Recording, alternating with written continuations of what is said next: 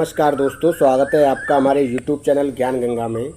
दोस्तों, आज हम आपके लिए गौ माता की ऐसी कहानी लेकर हाजिर हुए हैं जो काफ़ी प्रेरणादायक कहानी है और आपको आपके जीवन में काफ़ी प्रेरणा देगी। ये कहानी दोस्तों, ये कहानी हमारी वेद पुराण शास्त्रों से ली गई है। ये कोई मनगढ़ंत कहानी नहीं है। कहानी को पूरा समझने की कोशिश कीजिए, कहानी को पूरा देखिए, वीडियो को पूरा सुनिए ताकि आपके समझ में पूरा ज्ञान ठीक तरीके से आए और आपकी समझ में ये ज्ञानवर्धक बातें सही से आएँ। तभी आपको ज्ञान की अच्छी अच्छी बातें सीखने के लिए मिलेंगी और समझने के लिए मिलेंगी। अगर आपकी समझ में कहानी एक बार नहीं आती है तो वीडियो को दूसरी बार देखें, तीसरी बार देखें, चौथी बार देखें, तब आपकी कहानी अच्छी तरीके से समझ में आएगी। इसके अलावा दोस्तों, अगर आप हमारे YouTube चैनल पर नए मेहमान दर्शक बनकर आए हैं तो आप हमारे YouTube चैनल को सब्सक्राइब कीजिए, बेल आइकन को प्रेस कीजिए ताकि आने वाली वीडियो का नोटिफिकेशन सबसे पहले आपको मिले और आप इस तरह की वीडियो का भरपूर फ़ायदा उठा सकें। मित्रों, गाय बहुत ही पावन और पवित्र होती है। हिंदुओं के धर्म में गाय को सर्वोच्च स्थान दिया गया है। अगर कोई भी इंसान गाय के सुबह सुबह दर्शन करता है तो उसके सभी पाप दोष नष्ट हो जाते हैं और शुभ कर्मों का फल उसे मिलता है। उन्नति के रास्ते खुल जाते हैं, तरक्की के रास्ते खुल जाते हैं, ऐसा शास्त्रों में उल्लेख किया गया है।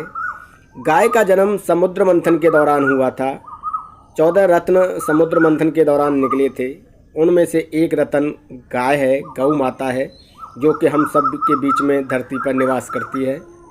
33 कोटि देवी देवताओं का निवास गौ माता के अंदर होता है। मित्रों, तो गाय को सब कामों में शुभ माना जाता है और गौ माता की सेवा करने वाले को सभी शुभ फलों का अवसर मिलता है और सभी शुभ फल और सभी सब कुछ जो है गौ माता के आशीर्वाद से उस व्यक्ति को मिलता है, जो व्यक्ति गौ माता की सेवा करता है निरंतर। तो दोस्तों, ऐसी ही गौ माता की कहानी लेकर आज हम हाजिर हुए हैं। दोस्तों, प्राचीन समय में एक जंगल में काफ़ी गौ माताएं रहती थीं। गौ माताओं के साथ साथ उनके बच्चे भी रहते थे और काफ़ी हंसी खुशी वो अपना जीवन व्यतीत कर रहे थे।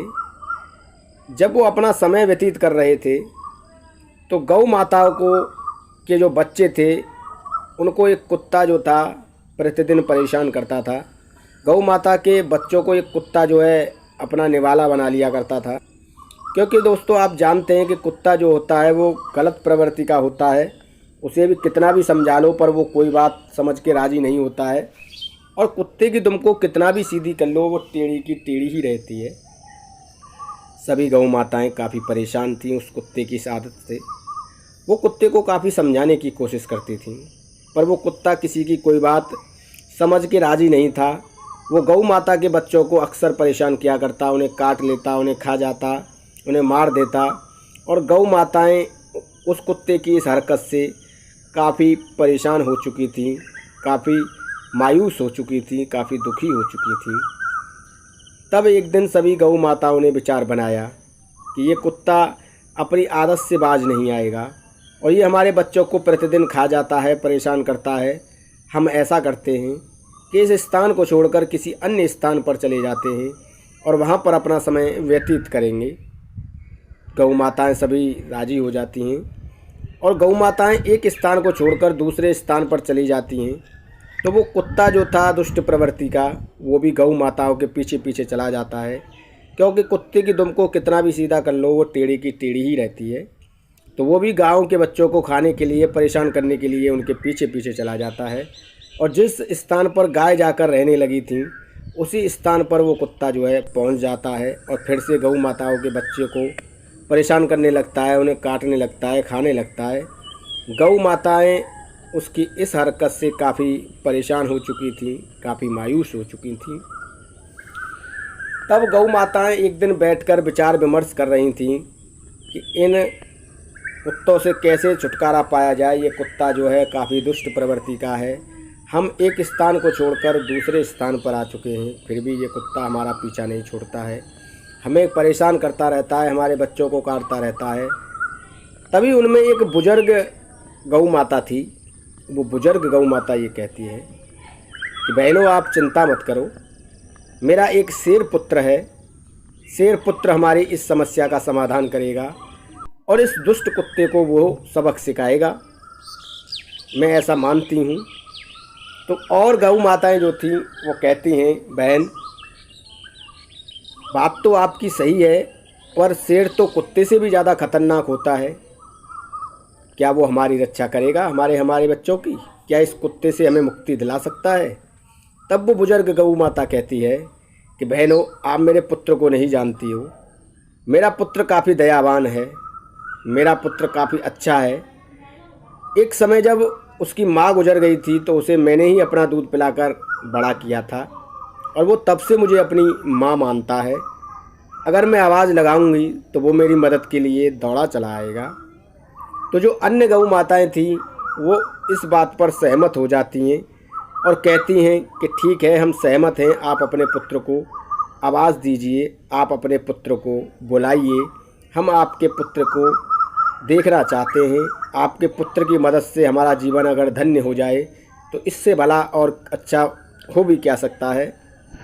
तो जो बुजुर्ग गौ माता थी वो रमाने लगती है और जब वो 2 बार 4 बार और 5 बार जब रमाने लगती है तो उस माँ की आवाज़ उस शेर के कानों में पहुँचती है और शेर जो है दौड़ा हुआ चला आता है और अपनी माँ के पैरों से लिपट कर रोने लगता है और कहने लगता है कि माँ, कैसे तुमने मुझे याद किया, क्या परेशानी हुई है, आप मुझे बताइए।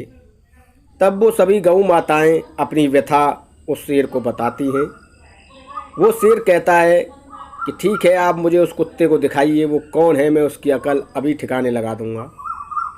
वो इतनी बात कर ही रही थी कि तभी वो कुत्ता जो है पीछे से आ जाता है और वो इशारा कर देती हैं कि वो यही है, यही कुत्ता है जिसने हमारे बच्चों को मारा है, जीना दुर्लभ कर दिया है और रोज़ काट लेता है। हम एक स्थान से दूसरे स्थान पर आ गए फिर भी ये हमारा पीछा नहीं छोड़ता है।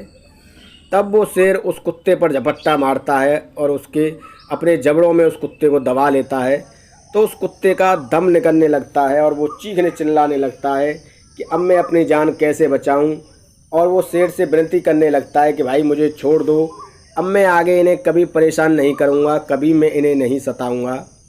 और गौ माता से भी माफ़ी मांगने लगता है। तब गौ माता कहती हैं कि तुझ जैसे दुष्ट पर दया करना बेकार है, तुझ जैसे दुष्ट पर हमें दया नहीं करनी चाहिए। तुझ जैसे दुष्ट प्रवृत्ति के लोग काफ़ी दुष्ट होते हैं और काफ़ी दुष्ट लोगों पर हमें कभी दया नहीं करनी चाहिए। पर वो कुत्ता जो है गायों से विनती करता है कि मेरे प्राण बचा लो, ये शेर मेरे प्राण ले लेगा, आप सभी गाय मुझे बचा लो, मुझे बहुत पीड़ा हो रही है। तब वो प्रिय दर्शकों बुजुर्ग गौ माता कहती है, तुझ पर दया दिखाना हमारी मूर्खता होगी, तू एक दुष्ट प्रवृत्ति का आदमी है। तब वो बुजुर्ग माता 10 ऐसी बातें बताती हैं कि ऐसे 10 लोगों पर कभी दया नहीं करनी चाहिए। और जब वो बुजुर्ग माता ऐसी 10 बातें बताती हैं कि ऐसे 10 लोगों पर कभी दया नहीं करनी चाहिए और वो अपने शेर पुत्र से कहती हैं कि इस दुष्ट को ख़त्म कर दो। वो बुजुर्ग माता गौ माता जो थी वो 10 बातें ऐसी बताती हैं कि दुष्ट के साथ हमेशा दुष्टता करनी चाहिए। यदि नीम के वृक्ष में मीठा डाल दिया जाए तो नीम कभी मीठी नहीं होती है, वो हमेशा कड़वी रहती है, ये गौ माता कहती है। गौ माता कहती हैं ऐसे 10 लोग होते हैं जो कभी धर्म का विचार नहीं करते हैं। पहला, नशे में मतवाला। जो नशे में मतवाला होता है वो कभी धर्म का विचार नहीं करता है। दूसरा, असावधान। जो असावधान व्यक्ति होता है वो कभी भी धर्म का विचार नहीं करता है। तीसरा, पागल। जो पागल व्यक्ति होता है वो कभी धर्म का विचार नहीं करता है, इसलिए कभी पागल पर भी विश्वास नहीं किया जा सकता। चौथा, भूखा। जो भूखा व्यक्ति होता है वो कभी धर्म का विचार नहीं करता है, वो अपनी भूख को शांत करने के लिए कभी भी किसी का भी शिकार कर सकता है, इसलिए भूखा भी कभी धर्म का विचार नहीं करता है। पांचवा, क्रोधी। क्रोधी व्यक्ति भी कभी धर्म का विचार नहीं करता है, वो क्रोध में कुछ भी कर सकता है, किसी की मृत्यु भी कर सकता है, इसलिए क्रोधी भी कभी धर्म का विचार नहीं करता है। छठा, जल्दबाज। जो जल्दबाज व्यक्ति होता है वो भी कभी धर्म का विचार नहीं करता है, जल्दबाज व्यक्ति पर भी भरोसा नहीं कर सकते हैं, जल्दबाज व्यक्ति के मस्तिष्क में भी कभी धर्म का विचार नहीं करता है। वो जल्दबाजी के चक्कर में कभी ऐसे कार्य कर देता है जो खुद को भी भुगतना पड़ता है और दूसरों को भी भुगतना पड़ता है। वो ऐसे कार्य ऐसे जल्दबाजी में कर देता है। सातवां, लोभी। जो लोभी व्यक्ति होता है वो भी कभी धर्म का विचार नहीं करता है, इसलिए कभी भी लोभी पर भी यकीन नहीं किया जा सकता है। वो अपने लोभ के कारण कभी भी कुछ भी कर सकता है, किसी की मृत्यु भी कर सकता है, किसी को फांसी भी दिलवा सकता है, इसलिए कभी भी लोभी पर भी यकीन नहीं किया जा सकता है। आठवां, जो भयग्रस्त होता है उस पर भी कभी यकीन नहीं किया जा सकता है। जो भयग्रस्त व्यक्ति होता है वो अपने भय को काबू नहीं कर पाता है और वो अपने भय के डर से कुछ भी कर सकता है, इसलिए उस पर भी कभी भी यकीन मत करना। नौवां, जो कामी होता है जिसके ऊपर काम सूत्र की भावना होती है उस पर भी कभी विश्वास मत करना, वो भी कभी धर्म का विचार नहीं करता है। 10वां, जो कभी व्यक्ति दरिद्र होता है उस दरिद्र व्यक्ति पर भी कभी भी भरोसा नहीं किया जा सकता। जो दरिद्र व्यक्ति होता है वो अपनी दरिद्रता को शांत करने के लिए कुछ भी कर सकता है। तो प्रिय दर्शकों, गौ माता ने 10 लोग ऐसे बताए हैं जिन पर कभी भरोसा नहीं करना चाहिए। वो धर्म के योग्य नहीं होते हैं, वो अपने धर्म के लिए कुछ भी कर सकते हैं, उन पर कभी भरोसा नहीं किया जा सकता है। तो दोस्तों, ये थी गौ माता की 10 ऐसी अनमोल बातें जो आपको अपने जीवन में हमेशा याद रखनी चाहिए। ये 10 बातें आपको अपने जीवन में काफ़ी प्रेरणा देंगी। इन 10 बातों से आप काफ़ी प्रेरणा ले सकते हैं और प्रेरणा लेकर अपने जीवन को काफ़ी सफल और धन्य बना सकते हैं। मित्रों, गौ माता की मैंने एक कहानी जो कि वेद पुराण शास्त्र ग्रंथों से ली गई है वो मैंने आपको इस वीडियो में बताई है।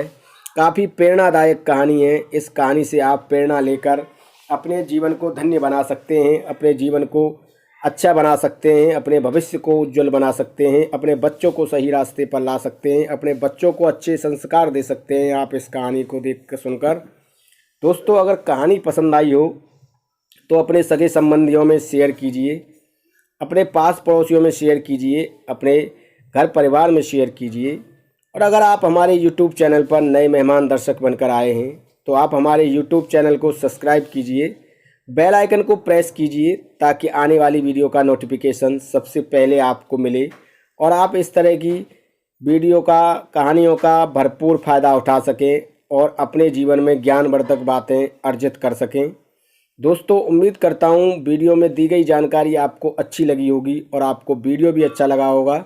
अगर वीडियो पसंद आया हो तो प्लीज़ लाइक कीजिए, शेयर कीजिए अपने दोस्तों में, व्हाट्सएप पर, फेसबुक पर, सोशल मीडिया पर शेयर कीजिए। हम इस तरह की कहानी आपके लिए लेकर आते रहेंगे और प्लीज़ हमारे चैनल को सब्सक्राइब कीजिए। धन्यवाद, नमस्कार।